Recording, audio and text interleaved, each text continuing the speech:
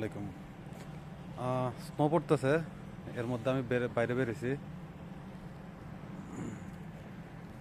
কি এক মনোরম অপূর্ব দৃশ্য! হে আল্লাহ, দেখেন,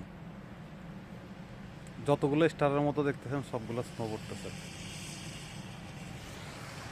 রাস্তায় বিশাল বিশাল স্তূপ, চারদিকে বরফে ঢাকা।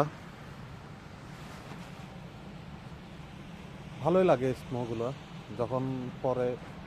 খুবই ঠান্ডা, বাট এখন পর্যন্ত সহনশীল। যখন বরফগুলো গলা শুরু করে তখন ঠান্ডা বেশি অনুভব হয়, বাট এখন পর্যন্ত খুবই সুন্দর, খুবই মনোরম দৃশ্য।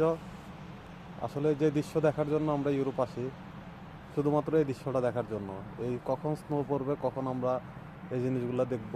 দেখেন, আমার মনে হয় চুলও সাদা হয়ে গেছে। অলরেডি গায়ে পড়তেছে, ঠান্ডা অনুভব করতেছে। আমি অনেক বেশি ঠান্ডা অনুভব করতেছি। কীভাবে বলবো, অনেক বেশি। আসলে কাঁপতেছি না, কাঁপলে মোবাইল সুদ্ধা কাঁপে, যার কারণে কাঁপাকাঁপি করতেছি না, দেখতেছি শুধু। দেখেন আপনারাও। তা আসলে এটার ফিলটা অন্যরকম। ঠান্ডা, এটা সত্য, বাট ফিলটা অন্যরকম। আমি অনেক বেশি এনজয় করি এই মুহূর্তটাকে। যখন স্নোগুলো পরে অনেক বেশি এনজয় করি। আমার কাছে অনেক বেশি ভালো লাগে।